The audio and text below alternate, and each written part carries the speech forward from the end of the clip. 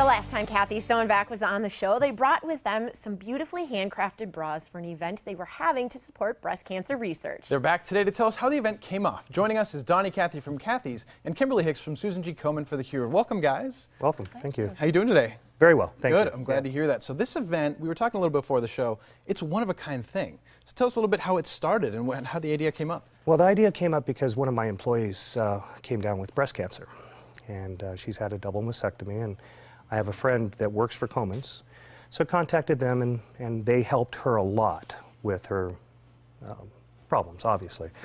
And so I decided that I wanted to do something that would support Komen's. We have an annual Christmas in July celebration. We always do a challenge, so I came up with doing them on bras. So this was the challenge? This was the challenge, yeah. Okay, so how many participants did you have, and what were like the not like, I guess, the guidelines to participate? Well, the guidelines, it had to be a new bra. Yeah, that's a good place to start. Yeah. And we had categories, different embellishment categories, you know, creative use of stitches, decorations, obviously, that type of thing. And we had an employee side and a customer side, and then each side was judged individually, and then prizes were awarded. We had 60 participants. Holy mackerel. Yeah. So for such a creative event, how much money was actually raised? $5,300. Oh my gosh. That is We're thrilled. That's profound. awesome. It really is. In one day, $5,300, and that's money that we will put toward treatments, screenings for people with breast cancer who maybe don't have health insurance or are underinsured, and that money stays local too, to help local people in Southern Arizona. And plus, you loved this idea. I can only imagine your excitement when Donnie calls you and says, "Hey, this is the idea that we have." Oh yeah, we were all over it. We thought it would be fantastic, and it really was. The day of the event, when I walked in, I was floored at the creativity of these people, and it wasn't just women either. There were men who do work on this too. There was? There were a few men there too. There were, which is fantastic because actually, you know, men can get breast cancer too. So about one in 1,000 men can get breast cancer. And isn't that statistic somewhat growing? Probably. Okay. I can't say for sure, but right now I know the statistic that we use is about 1 in 1,000. And why would it be growing? I mean, what affects that? Well, right now the risks for breast cancer are really the major risks are being female and getting older. We don't really know why the impact is for men, why it would be growing if it is at all. But right now, like I said, 1 in 1,000, but 1 in 8 women in their lifetime will develop breast cancer. So this was just a really fun way to raise a lot of money and have a great deal of fun doing it. We just had it was fantastic. It was these people were really fun. They were a hoot. Well, I'm just looking at the bras that you brought with you today. Yeah. And, I mean, these are so incredibly creative. Are some of the winners here? They are. Okay, They which are one's some won? of the one Actually, let me guess. Can we guess first? Sure, yeah, let's do Okay. that. I am going to say, well, the scuba gear Little Mermaid one is That was like one of the Very winners, intricate. yes. Yes. out of control. Yeah. It actually has 3 Race for the Cure medals in it as well. I don't know how close they can get, but there are 3 medals in there. And then she used little dog toys to make kind of an, you know, it's a bra that Ariel would be proud to wear, right? I was thinking the exact same thing.